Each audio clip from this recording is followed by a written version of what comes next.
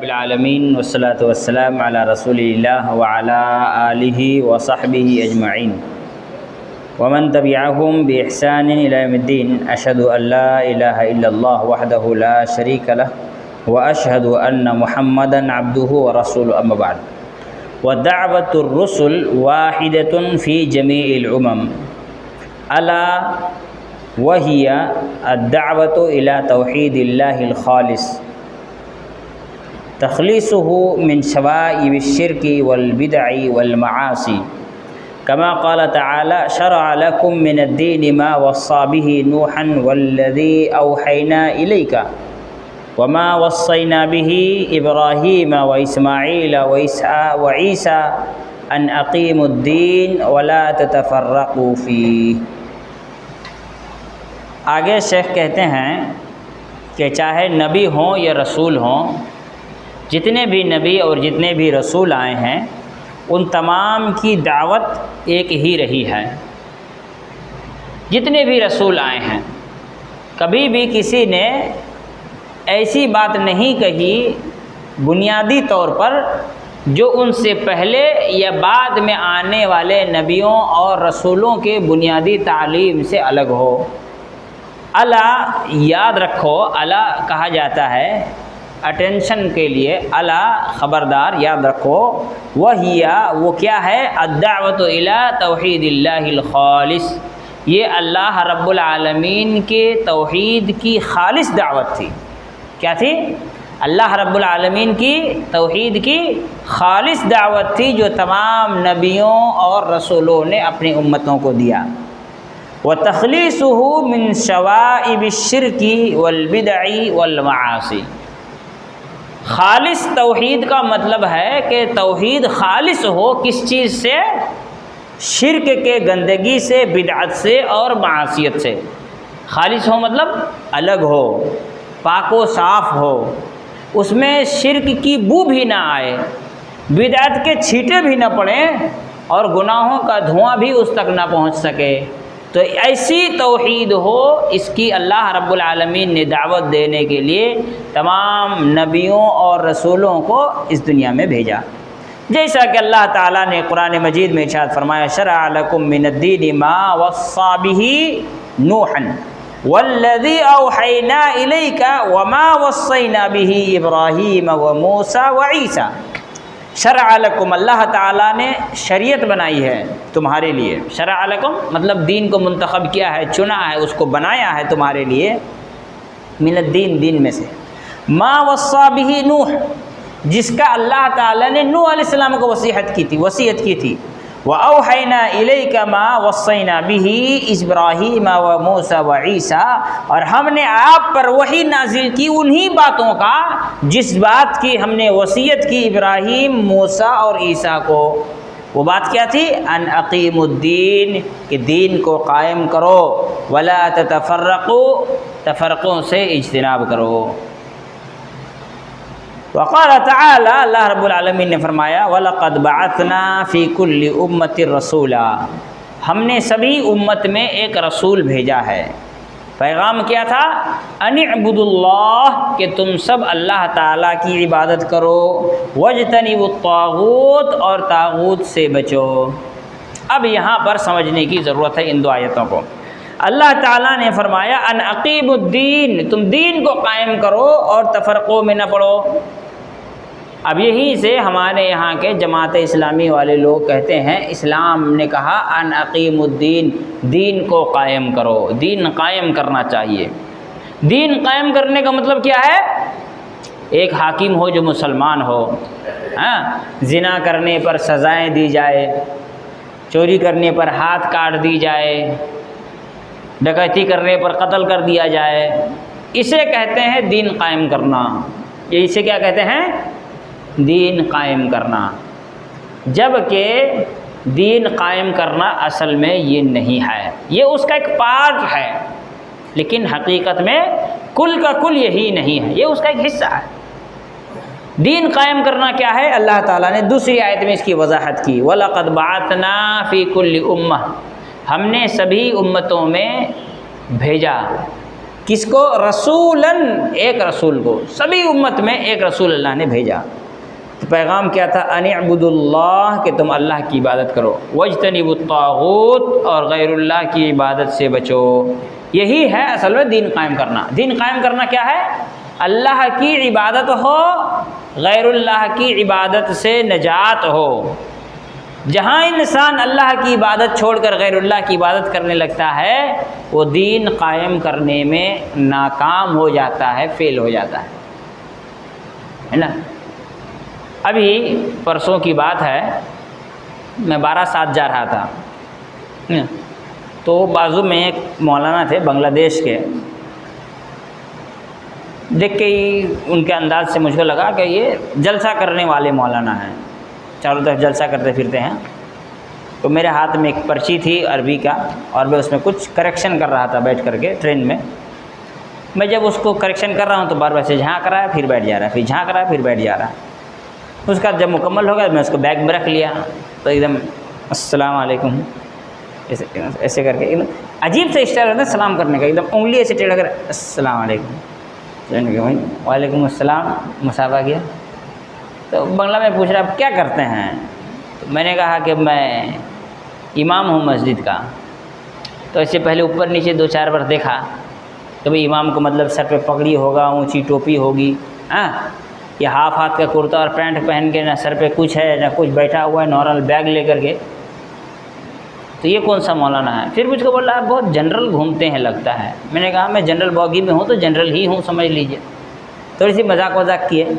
اس کے بعد وہ آیا اپنے اصلی مدعے پر، کہنے لگا کہ دیکھیے پوری دنیا کی سب سے بڑی مصیبت یہ ہے کہ اتنے سارے 50 سے زیادہ مسلم ممالک ہیں، لیکن کوئی مسلمانوں کا لیڈر نہیں ہے، یہی وجہ سے ساری پریشانی ہے۔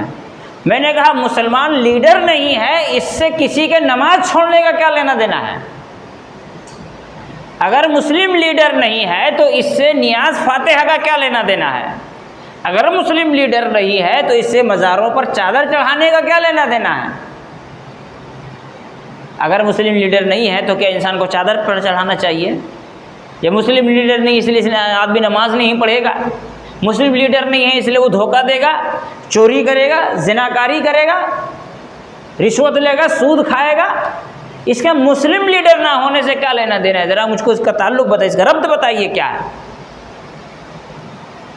تو بیچارے کا تو ایسے ہی گھر گیا، وہ ویسی جوشیلی تقریر کر کر کے پیسہ کمانے والا مولوی ہے۔ تو میں نے کہا اس سے اس کا کیا لینا دینا ہے؟ ابھی یعنی 12 ربیع الاول کا دوسرا سیکنڈ دن تھا وہ، تو میں نے کہا کہ ابھی جو 12 ربیع الاول میں اتنا سارا خرافات ہوا، آپ کو تو معلوم ہے 12 ربیع الاول کی یہ مصیبت کب شروع ہوئی تھی؟ بولے ہاں۔ بولے اس وقت دنیا میں مسلم لیڈر تھا کہ نہیں تھا؟ ہاں تھا۔ میں نے کہا کہ اجمیر جو مزار بنا وہ کس زمانے میں بنا؟ بولے مجھے یاد نہیں ہے۔ مطلب جس بھی زمانے میں بنا ہو، اس زمانے میں ہندوستان میں مسلم لیڈر تھے کہ نہیں تھے؟ ہاں۔ تو میں نے کہا پھر گناہ کا، انسان کی بدعمالیوں کا دین سے دور ہونے کا تعلق مسلم لیڈرشپ سے کیا تعلق ہے اس کا؟ آپ کے یہاں دین ہے کرسی اور ہمارے یہاں دین ہے دعوت۔ میں نے اس سے کہا کہ میں اہل حدیث ہوں اور ہم کیا کہتے ہیں آپ سن لیجئے۔ آپ نے بلڈنگ اوپر سے کھڑا کرنا چاہتے ہیں، ہم نیچے سے بلڈنگ اٹھانا چاہتے ہیں۔ جب ایک انسان قرآن پڑھے گا اور اللہ تعالیٰ کی تابعداری اختیار کرے گا، اس کا مطیع و فرمانبردار ہو جائے گا، اللہ کی غلامی قبول کرے گا، اللہ کے حکم کے خلاف جانے سے ڈرے گا، تو پھر ایسی صورت میں وہ سمجھے گا کہ اسلام میں حاکم کی، مسلم حاکم کی نافرمانی کرنے کو حرام قرار دیا گیا ہے، تب نہ جا کر کے وہ لیڈر کو تسلیم کرے گا۔ جب تک وہ اللہ کا اطاعت و فرمانبردار نہیں کرے گا، وہ اللہ کی نہیں سنے گا، پھر آپ کون ہے کہ بھائی میں اللہ کی نہیں سنتا، تم کون ہو؟ تو لیڈرشپ کیا کیجیے گا لے کر کے؟ آپ جنگل میں بھینس چرانے کے لیے رکھیے گا لیڈرشپ؟ اس لیے آج مسلم لیڈر کی نہیں، مسلم داعی کی ضرورت ہے، جو انسان کو اللہ تعالیٰ کا مطیع و فرمانبردار بنائے۔ آپ مسلم لیڈرشپ کی بات کرتے ہیں، اس کا مطلب انسان کو انسان کے فرمانبردار بنانے کو زیادہ ضروری سمجھتے ہیں۔ حاکم جو ہوگا انسان ہوگا، انسان کو اللہ تعالیٰ کے مطیع و فرمانبردار بنائیے۔ جب وہ اللہ تعالیٰ کی اطاعت کر لے گا تب جا کر کے دوسری تمام چیزیں ہونی چاہیے۔ یہی وجہ ہے حضرت معاذ بن جبل رضی اللہ تعالیٰ عنہ کو اللہ کے رسول صلی اللہ علیہ وسلم نے جب یمن بھیجا تو کہا انک تأتی الی قوم من اہل کتاب، تم ایک ایسے قوم کی طرف جا رہے ہو جن کو پہلے سے اللہ نے کتاب دے رکھی ہے، یہودیوں کو توریت اور نصرانیوں کو انجیل۔ فاول شیء تدعوہم الیہ شہادت اللہ الہ الا اللہ، سب سے پہلے کسی چیز کی تم ان کو اگر خبر دو گے، اس کی طرف بلاؤ گے، اس کی طرف دعوت دو گے تو کیا ہے؟ اسلامی حکومت قائم کرنا نہیں بلکہ عقیدہ توحید، توحید کی دعوت دو۔ فَإِنْهُمْ أَطَاعُوا لِذَلِكَ، جب وہ اس معاملے میں اطاعت و فرما بردار ہو جائیں، یعنی وہ شرک نہ کرے، توحید پر قائم ہو جائے، تب جا کر بتاؤ کہ اللہ تعالیٰ نے فَعَلِمُوا بِأَنَّ اللَّهَ قَدِ افْتَرَضَ عَلَيْهِمْ 5 صلوات فِي الْيَوْمِ وَاللَّيْلَةِ، کہ اللہ تعالیٰ نے ان پر دن و رات میں 5 وقت کی نماز فرض کی ہے۔ جب وہ توحید ہی نہیں مان رہا ہے، توحید جانتا نہیں ہے، مانتا نہیں ہے، تو پھر اسلام میں نماز کی کوئی اہمیت نہیں ہے۔ تو جب تک انسان توحید پر نہیں آئے گا تب تک کچھ نہیں ہو سکتا ہے۔ تو دین قائم کرنے کی بنیاد کیا ہے؟ ان اعبدوا اللہ واجتنبوا الطاغوت، اللہ کی عبادت ہو، غیر اللہ کی عبادت نہ ہو۔ یہاں پہ 3 چیزیں ہوتی ہیں۔ ایک انسان ہے جو نہ اللہ کی عبادت کرتا ہے نہ غیر اللہ کی عبادت کرتا ہے، کسی کی عبادت نہیں کرتا، وہ کیا ہے؟ ادھرمی ہے، بے دین، وہ مسلمان نہیں ہے۔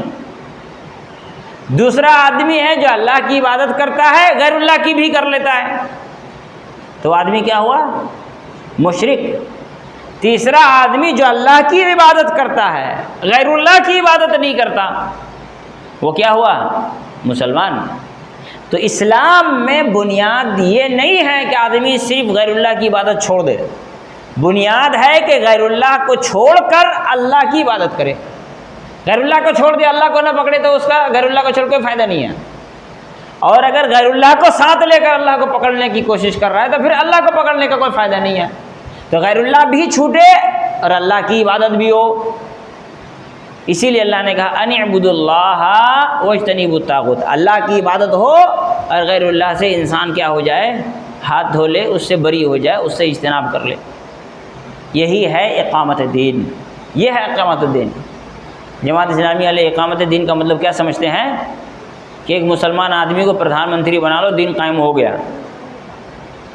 پاکستان میں تو ہے کتنا دین قائم ہے نا؟ دوسرے دنیا میں تو چل ہی رہا ہے۔ اس کو اقامت دین نہیں کہتے۔ اقامت دین کا مطلب ہوتا ہے دین کے قائم ہونا۔ قائمن کا معنی کیا ہوتا ہے؟ کھڑا رہنا۔ کیا ہوتا ہے قائمن کا معنی؟ قم، کھڑے ہو جا، اسی سے قائمن، کھڑے رہنا انسان کا۔ اور انسان کس پر کھڑا ہوتا ہے؟ عمارتیں کس پر کھڑی ہوتی ہیں؟ کس پر کھڑی ہوتی ہے؟ بنیاد پر۔ کس پر؟ فاؤنڈیشن پر۔ اور بنی الاسلام علی 5، اسلام کی بنیاد کتنی ہے؟ سب سے پہلی فاؤنڈیشن کیا ہے؟ شہادت اللہ الہ الا اللہ۔ جب فاؤنڈیشن کے لیے پلر گاڑتے ہیں تو دیکھیں کہ 4 لوہا ہوتا ہے نا، 4 لوہے ہوتے ہیں۔ اس لوہے سے پہلے نیچے سیمنٹ وغیرہ کا گارا ڈالا جاتا ہے، پھر اس کے اوپر 4 لوہے ڈالے جاتے ہیں۔ تو وہ جو سیمنٹ کا گارا ہے وہ عقیدہ توحید ہے۔ اور عمل، نماز، روزہ، حج اور زکوٰۃ، یہ وہ 5 لوہے ہیں، 4 لوہے ہیں جس کو سیمنٹ کے ذریعے جکڑ کر کے رکھا جائے گا۔ تو عقیدہ توحید، نماز، حج، زکوٰۃ، روزہ، یہ اسلام کی بنیاد ہے، اور اسی پر اسلام کا عمارت قائم ہونا ہے۔ یہی چلا جائے تو پھر مسلم حاکم رکھ کر کیا کرے گا؟ آدمی ڈھول پیٹے گا خالی۔ تو اقامت دین کا کیا معنی ہوا؟ ان اقیموا الدین ولا تتفرقوا، دین کو قائم رکھو اور تفرقوں میں نہ پڑو۔ یعنی دین قائم کرنے کا مطلب کیا ہوا؟ دین پر عمل۔ جو دین پر عمل نہیں کرے گا وہ فرقہ بندی پڑ جائے گا۔ تو یہ دونوں آیتوں کو ملائیں گے تو اس سوال کا جواب مل جائے گا۔ ہمارے یہاں جو جماعت اسلامی والے ہیں ان کے کتاب میں لکھا ہے، ان کا جو دستور، ان کا جو کانسٹیٹیوشن ہے، اس میں اس بات کا ذکر کرتے ہیں کہ دین قائم کرنا، دین قائم کرنا۔ دین قائم کرنے کا مطلب دین پر عمل کرنا ہے۔ نہ کہ دین قائم کرنے کا مطلب کسی انسان کو اٹھا کر کے حاکم بنا دیا جائے، ہے نا۔ پھر میں نے ان سے کہا کہ جب انسان سدھر جائے گا نا تو اللہ تعالیٰ حاکم لے کر کے آئے گا۔ دنیا میں ایک بھی مسلم حاکم نہیں ہے جس سے آپ خوش ہوں۔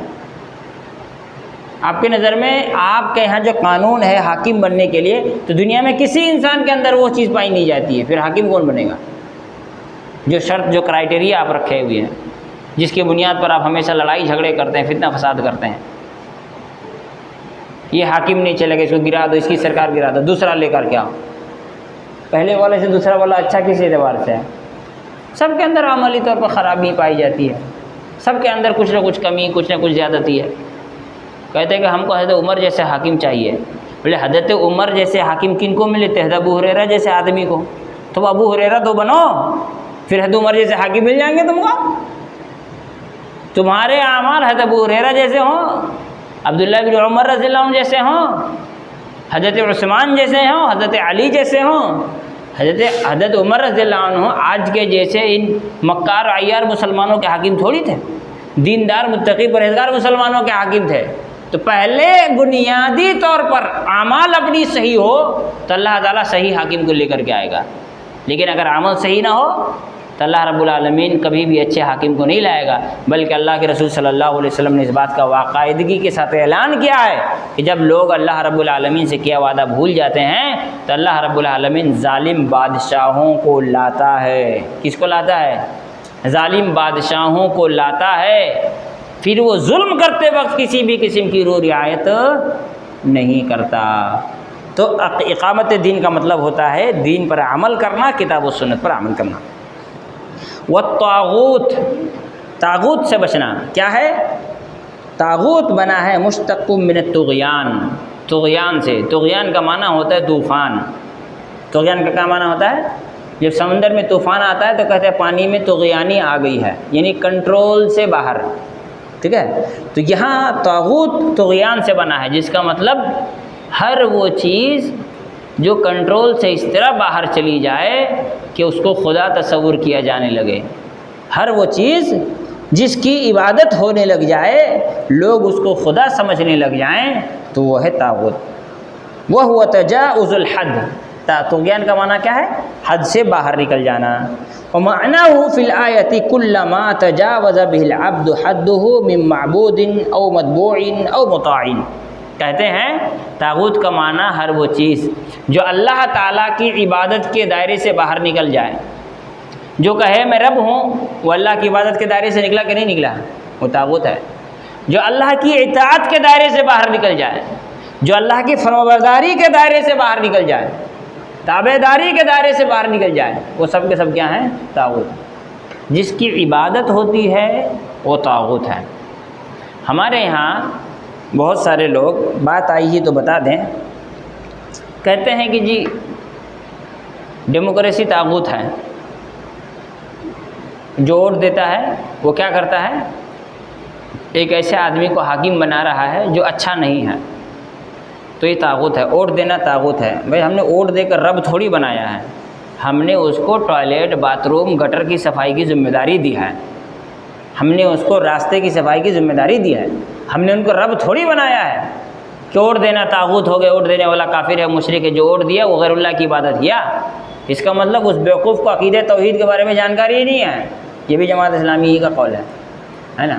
ان کے یہاں ہندوستان میں جو لوگ جوڈیشری میں کام کرتے ہیں، جو جج یا جسٹس یا مجسٹریٹ کا کام کرتے ہیں، ان کے نظر میں یہ سب نوکری لینا کفر ہے۔ ان کے نظر میں سب نوکری لینا کیا ہے؟ ہاں، دستور جماعت اسلامی میں لکھا ہے کہ جماعت اسلامی کے ممبر ہونے کے لیے کوئی اگر جوڈیشری میں جاب کرتا ہو، اس کا اپنا ڈیزائن کرنا ہوگا، تبھی وہ جماعت میں شامل ہوگا، نہیں تو نہیں ہو سکتا ہے۔ جوڈیشری میں کام کرنا کفر ہے۔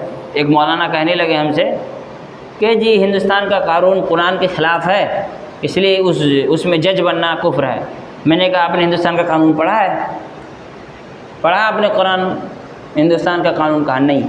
میں نے کہا پھر آپ نے کیسے کہہ دیا کہ وہ قرآن کے خلاف ہے؟ بڑے صاف دکھتا ہے۔ بولے کہاں دکھتا ہے بتائیں ذرا۔ پہلے علماء جو اس طرح کے فتوے دیتے ہیں وہ کانسٹیٹیوشن کو پڑھے، پھر قرآن کو پڑھے، اس کے بعد دیکھیں اس میں کتنے % باتیں ایسی ہیں جو کفر کے درجے تک پہنچتی ہیں. بہت ساری باتیں ہیں جو حرام کے درجے تک پہنچتی ہیں، بہت سی باتیں ہیں جو حرام کے درجے تک پہنچتی ہیں، لیکن ہر بات کفر تک پہنچے ضروری نہیں ہے نا. شراب پینا حرام ہے، کفر تھوڑی ہے. زنا کرنا حرام ہے، کفر تھوڑی ہے. اس کا مطلب یہ نہیں کہ کفر نہیں ہے تو آدمی کر لے، نہیں، کوئی بہت خطرناک جرم ہے. تو آپ پہلے ڈھونڈے کتنا % ہے جو قرآن کے خلاف جاتا ہے، جو کفری ہے، پہلے آپ اس کو تلاش کیجئے. اس کے بعد دیکھیے کوئی آدمی اگر جج کی نوکری لیتا ہے تو اس کے لیے کتنا مجبوری ہے اس پر عمل کرنا. کتنے لوگ جج لوگ جو بیٹھ کے کام کرتے ہیں، کتنے لوگ جو کانسٹیٹیوشن کے حساب سے فیصلہ سناتے ہیں، سب اپنی اپنی مرضی سے فیصلہ سناتے ہیں، ہے نا. سب اپنے اپنے اعتبار سے. یہی تو ہوتا ہے نا کہ ہائی کورٹ کا کیس جا کے سپریم کورٹ میں پلٹ جاتا ہے. کیوں پلٹ جاتا ہے؟ اگر قانون کے تحت ہے تو اس نے ایسا سمجھا تو ایسا فیصلہ سنا، اس نے ویسا سمجھا تو اس نے ویسا فیصلہ سنا دیا. تیسری بات یہ ہے کہ جو آدمی جج کا کام کرتا ہے اس کے پاس جب کیس آئے گا اس کو پڑھے گا، پڑھنے کے بعد ہی اس کو سمجھ میں آ جائے گا کہ یہاں سچائی کیا ہے، غلط کیا ہے. ٹھیک ہے. اس کا اس کو اختیار ہے کہ وہ پاس کر دے کہ نہیں بھائی میں اس مسئلے میں سنوائی نہیں کرنا چاہتا، مجھ کو دوسرا کیس دے دو. بچ گیا کفر سے اگر ویسا ہو تو. نہیں مولانا آپ جو بول رہے ہیں اتنے ڈیٹیلس ہم لوگ آج تک سوچے نہیں، پھر فتویٰ بھی خوب دیے ہیں. پھر اتنے ڈیٹیلس آپ سوچے نہیں تو فتویٰ کا دیا ہے. کہ نہیں اصل میں جو اوتھ لیتے ہیں نا تو اس میں کہتے ہیں کہ ہم بھارت کے سمویدھان پر سچی شردھا اور نشٹھا رکھوں گا. بولے شردھا اور نشٹھا کا معنی پہلے ہم کو بتائیے، اس کا کیا مطلب ہوتا ہے؟ اس کا مطلب ہم بھارت کے قانون پر بھروسہ اور یقین رکھتا ہوں. بھروسہ قانون پر یقین پر رکھنے کا کیا مطلب ہے؟ قانون کیا ہے؟ خدا ہے؟ نہیں. قانون پر بھروسہ رکھتا ہوں کا مطلب قانون کے حساب سے جب بھی کام ہوگا کام صحیح ہوگا، یہ میں مانتا ہوں. تو بات صحیح ہے، اس میں دقت کیا؟ وہ کفر تھوڑی ہے. ہم نے اس کو اللہ کا قانون سمجھ کر تھوڑی اپنایا ہے، دنیا کا قانون سمجھ کر کے اپنایا ہے. اگر ہم یہ سمجھیں یہ اللہ کا قانون ہے تب تو کفر ہوگا. یا یہ قانون اتنا ہی زیادہ اہم ہے جتنا قانون اللہ کا بنایا ہوا قانون ہے، تب جا کے وہ کفر ہوگا نا. ایک بار ایک ڈیبیٹ میں بات ہو رہی تھی کہ یہ قانون مقدس ہے، تو دوسرا آدمی بولا مقدس وہ چیزیں ہوتی ہیں جو اللہ کی طرف سے آتی ہیں، انسان کی بنائی ہوئی چیزیں کبھی مقدس نہیں ہوتی ہیں. اور آخری بات میں نے ان سے کہا کہ سپریم کورٹ کا اگر کانسٹیٹیوشنل بینچ بھی کوئی فیصلہ سنائے تو ہندوستان کے ہر ناگرک کو یہ حق ہے کہ اس سے ڈس ایگری کرے، کہے کہ نہیں میں یہ سمجھتا ہوں کہ یہاں انصاف نہیں ہوا ہے. ڈس ایگری کرنے کا حق ہے نا، ہے. تو پھر کفر کہاں سے ہوا؟ اب ڈس ایگری کیجیے کہ نہیں یہ چیز غلط ہے، میرے نظر میں غلط ہے. اب توڑ پھوڑ مت کیجیے، صرف کہیے کہ میرے نظر میں یہ چیز صحیح نہیں ہوا ہے، بات ختم. ہندوستان کا ہر مسلمان کہتا ہے بابری مسجد کیس میں جو فیصلہ آیا وہ غلط آیا ہے، کہتا بھی ہے اور مانتا بھی ہے. کیا کارروائی ہو گئی؟ اس کو جیل ڈال دے، پھانسی لگا، کچھ نہیں. میں نے کہا آپ پہلے قانون کی چیزوں کو سمجھے نہیں ہیں، ٹیکنیکلٹی کو سمجھتے نہیں، آپ فتویٰ دینا شروع کر دیے کہ جی یہ کفر ہے تو وہ کفر ہے تو وہ کفر ہے. نہیں ٹھیک ہے آپ نے کہا ہے تو ٹھیک ہے ہم ضرور غور کریں گے. ابھی مولانا جو ہے نا مدینہ سے فقہ میں PhD ہیں، ہم غور کریں گے، اس پر بھی ریسرچ ہونی چاہیے. بولے ہاں آپ نہ آئیں سیدھے لائن پر. تو یہی حال جماعت اسلامی کا، ہر چیز میں ان کو کفر نظر آتا ہے، ہر گناہ ان کے نظر میں کفر ہے نا. ووٹ دینا کفر ہے لیکن بریلوی کے مزار پر جانے کے باوجود وہ مسلمان ہیں، ان کے نظر میں مسلمان ہے نا. ووٹ دینے والا کافر ہے اور بریلوی مزار پر سجدہ کر کے بھی مسلمان ہے. یہ جماعت اسلامی کی سچائی ہے. تو بات دوسری طرف نکل گئی، طاغوت کے بارے میں بات کر رہے تھے. طاغوت جس کی عبادت کی جائے. ہاں اس میں ایک اور بات کہا کہ جی جو کورٹ میں کھڑے ہوتے ہیں تو اس میں اس کو کہتا ہے میلاڈ کہنا پڑتا ہے، مائی لاڈ کہنا پڑتا ہے نا. میں نے کہا کہ جو مائی لاڈ کہتا ہے نا یہ ہے انگریزوں کا سسٹم ہے، اس زمانے میں ہوتا تھا. ٹھیک ہے. اب آج جو چاپلوس وکیل ہوتے ہیں وہ آج ہی مائی لاڈ کہتے ہیں. آج جو چاپلوس وکیل ہوتے ہیں وہ آج ہی مائی لاڈ کہتے ہیں. لیکن جو نارمل وکیل ہوتے ہیں وہ سر کہتے ہیں، حضور کہتے ہیں. میں نے تو بھوجپوری میں ایک آدمی کو دیکھا آرگیومنٹ کرتے ہوئے، حضور ہمارا بات سن لے. ہاں بھائی وہ کہاں، وہ تو مائی لاڈ بولا ہی نہیں، تو حضور بول رہا ہے، تو کہاں سے کفر ہوگا؟ نہیں آدمی اس طرح سے انجان ہو کر کے کسی بھی چیز کو کفر کہنا شروع کر رہا ہے. مجھے تو ڈر ہے کہیں ایسا نہ ہو کہ قیامت کے دن اسی کی وجہ سے وہ جرم عظیم کا مرتکب ہو جائے گا. تم ہر چیز کو کفر کہتے پھر رہے ہو. تو انبیاء کے اور رسولوں کی دعوت کیا تھی؟ لوگوں کو اللہ کی طرف بلانا، توحید کی دعوت دینا، نہ کہ دوسری چیزیں جو لوگ بیان کرتے ہیں۔ وَأَوَّلُ رُسُلْ نوح علیہ السلام كما دل على ذلك حدیث الشفاعة حيث جاء فيه أنت أول المرسلين إلى الأرض۔ سب سے پہلے رسول کون ہے؟ نوح علیہ السلام۔ دلیل اللہ کے رسول صلی اللہ علیہ وسلم نے فرمایا قیامت کے دن جب لوگ سفارش کے لیے سب نبیوں کے پاس جائیں گے تو سب سے پہلے نوح علیہ السلام سے جب مخاطب ہوں گے تو کہیں گے آپ اس زمین کے سب سے پہلے رسول ہیں، انت اول المرسلین الی الارض، آپ زمین کے سب سے پہلے رسول ہیں۔ وآخرهم خاتمهم وافضلهم نبینا محمد صلی اللہ علیہ وسلم، اور ان کے آخری اور سب سے افضل ہمارے نبی محمد صلی اللہ علیہ وسلم ہیں، جیسا کہ اللہ تعالیٰ نے کہا وَلَٰكِن رسول اللہ خاتم النبیین، یہ اللہ کے آخری رسول ہیں اور اللہ کے رسول اور خاتم النبیین آخری رسول ہیں۔ آخری حدیث، اس کے بعد دوسرا ٹاپک شروع ہوگا اسی چیپٹر میں۔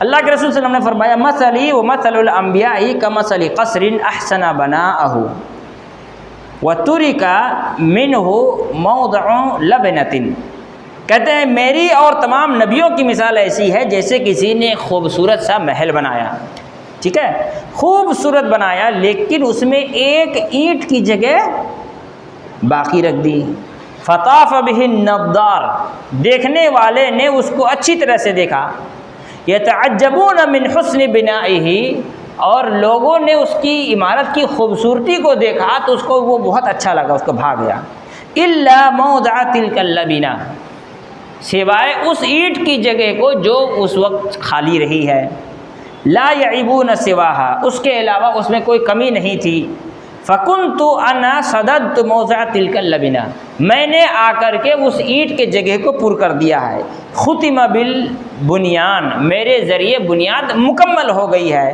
وختم بالرسل، اور میرے ذریعے سے رسالت مکمل ہو گئی ہے۔ اللہ کے رسول نے کیا مثال دی؟ ایک بلڈنگ کی، پورا ہو گیا، صرف ایک اینٹ کی جگہ باقی ہے بہت خوبصورت، اس کا مطلب پہلے بھی خوبصورت تھی، رسالت کی تعلیم پہلے بھی خوبصورت تھی لیکن اس میں کچھ چیزیں باقی رہ گئی۔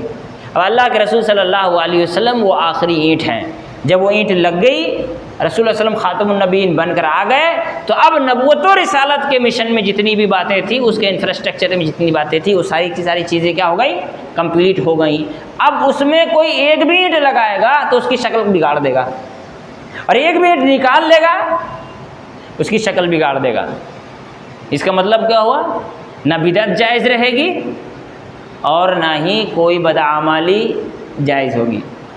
اب اللہ کے رسول صلی اللہ علیہ وسلم نے فرمایا کہ میرے ذریعے سے اب یہ رسالت کا جو انفراسٹرکچر ہے یہ مکمل ہو چکا ہے، میرے ذریعے سے رسالت کا معاملہ سلسلہ ختم ہو چکا ہے، میرے بعد اب کوئی نہ تو نبی آئے گا اور نہ رسول، اگر کوئی آنے کا دعویٰ کرے گا تو یہ اسلام کی خوبصورت بلڈنگ کو گندہ کر دے گا، خراب کر دے گا، تو اس کی خوبصورتی کے لیے ضروری کیا ہوگی؟ جو ایکسٹرا اینٹ لگایا جائے گا اس کو اکھاڑ کر کے پھینک دیا جائے، ہے نا، جب بھی کوئی جھوٹے نبوت کا دعویٰ کرے اس کو فوراً سائڈ لگا دیا جائے، یہی اس کے لیے کیا ہوگا؟ صحیح اور حقیقی معنوں میں اس عمارت کی حفاظت، یعنی اسلام کی حفاظت ہوگی۔ اللہ تعالی ہم تمام لوگوں کو سمجھ کی توفیق عطا فرمائیں۔